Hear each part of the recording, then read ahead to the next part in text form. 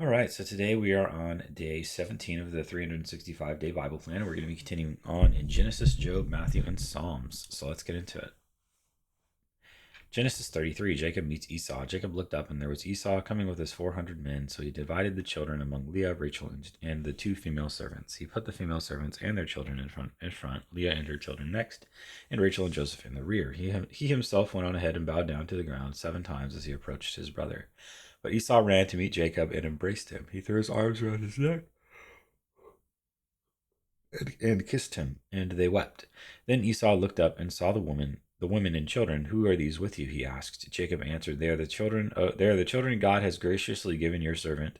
Then the female servants and their children approached and bowed down next. Bowed down next. Leah and her children came and bowed down. Last of all came Joseph and Rachel, and they too bowed down. Esau asked, What's the meaning of all these flocks and herds I met? To find favor in your eyes, my lord, he said. But Esau said, I already have plenty, my brother. Keep what you have for yourself. No, please, said Jacob. If I have found favor in your eyes, accept this gift from me. For to see your face is like seeing the face of God now that you have received me favorably.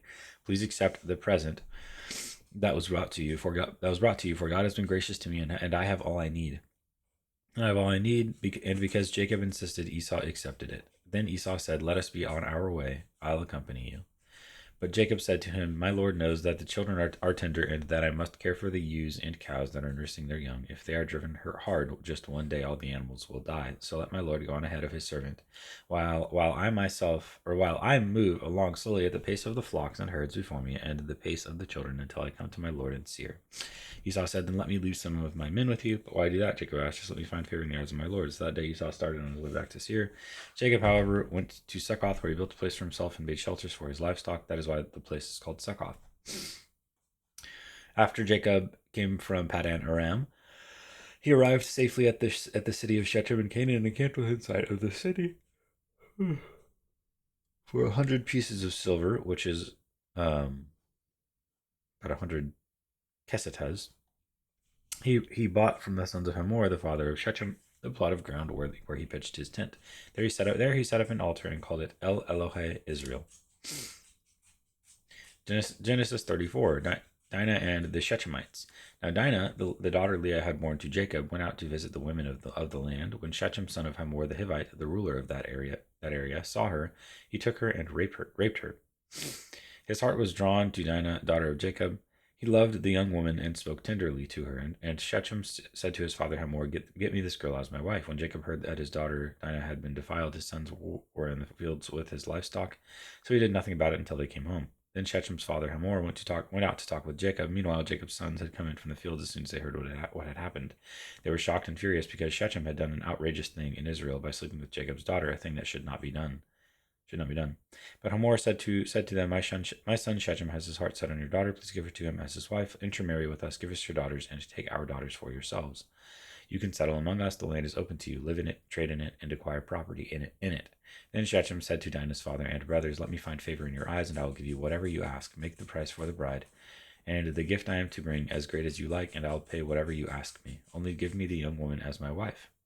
Because their sister Dinah had been defiled, Jacob's sons replied deceitfully as they spoke to Shechem and his father Hamor. They said to them, We can't do such a thing. We can't give our sister to a man who is not circumcised. That would be a disgrace to us. We will enter into an agreement with you on one condition only, that you become like us by circumcising all your males. Then we will give you our daughters, and to take your daughters for ourselves. We'll settle among you and become one people with you. But if you will not agree to be circumcised, we'll take our sister and go. Their proposal seemed good to Hamor and his son Shechem.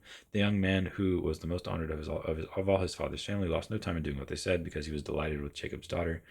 So Hamor and his son Shechem went to the gate of their city to speak to the men of their city. These men are friendly toward us, they said. Let them live in our land and trade in it. The land has plenty of room for them.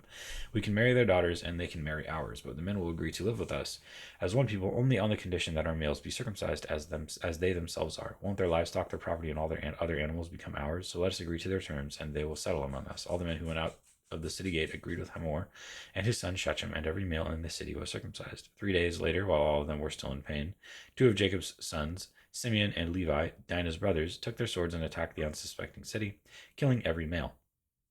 They put Hamor and his son Shechem to the sword and took Dinah from Shechem's house and left. and left. The sons of Jacob came upon the dead bodies and looted the city where their sister had been defiled. They seized their flocks and herds and donkeys and everything else of theirs in the city and out in the fields. They carried off all their wealth and all their women and children, taking as plunder everything in the houses. Then Jacob said to Simeon and Levi, "You have brought trouble on me by making me obnoxious to the Canaanites and Perizzites, the people living in this land. We are few in number, and if they join forces against me and attack me, I and my households will be just destroyed." But they replied, "Should he have treated our sister like a prostitute?" Job 17, my spirit is broken, my days are cut short, the grave awaits me. Surely mockers surround me, my eyes must dwell on their hostility. Give me, O God, the pledge you demand. Who else will put up security for me? You have closed their minds to understanding. Therefore you will not let them triumph. If anyone denounces their friends for reward, the eyes of their children will fail. God has made a byword to everyone, a man in whose face people spit. My eyes have grown dim with grief. My whole frame is but a shadow. The upright are appalled at this.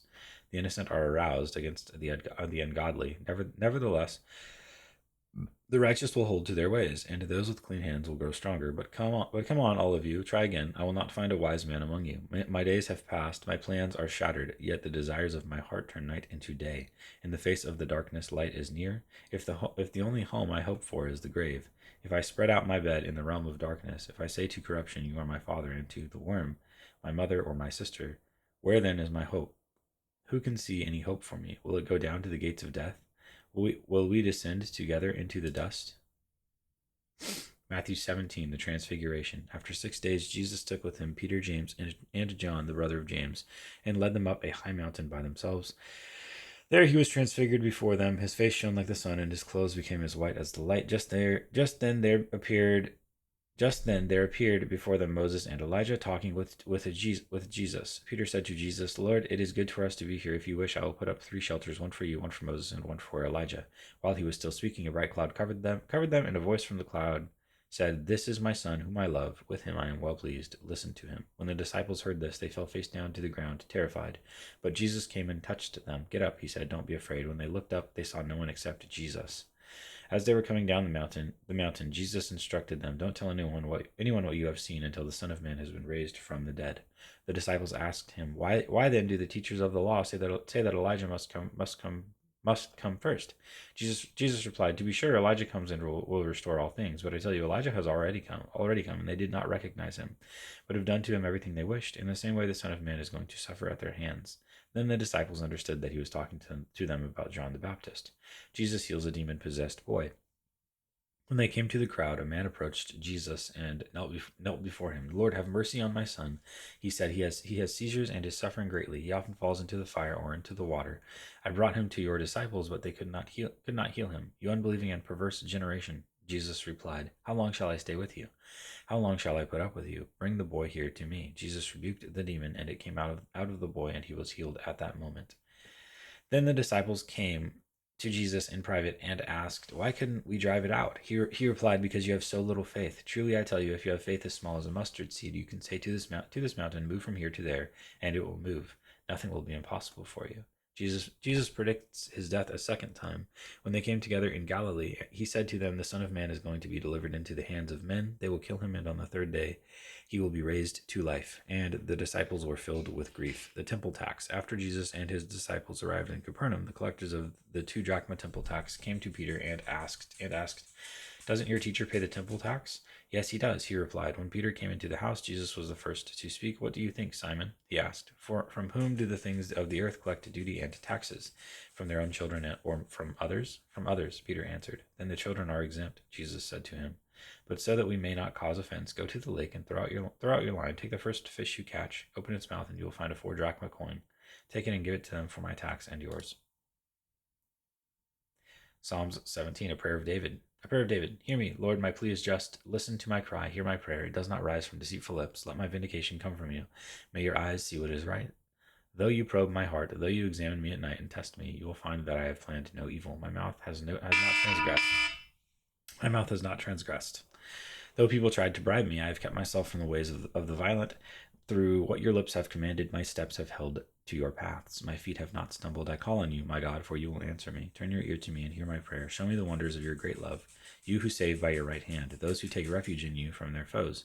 Keep me as the apple of your eye. Hide me in the shadow of your wings from the wicked who are out to destroy me, from my mortal enemies who surround me. They close up their callous hearts, and their mouths speak with arrogance. They have tracked me down. They now surround me, with eyes alert to throw me to the ground. They are like a lion hungry for prey, like a fierce lion crouching in cover. Rise up, Lord, confront them, bring them down. With your sword rescue me from the wicked. By your hand save me from such people, Lord. From those of this world whose reward is in this life, may what you have stored up for the wicked fill their bellies, may their children gorge themselves on it, and may there be leftovers for their little ones. As for me, I will be vindicated and will see your face. When I awake, I will be satisfied with seeing your likeness. And that is day 17.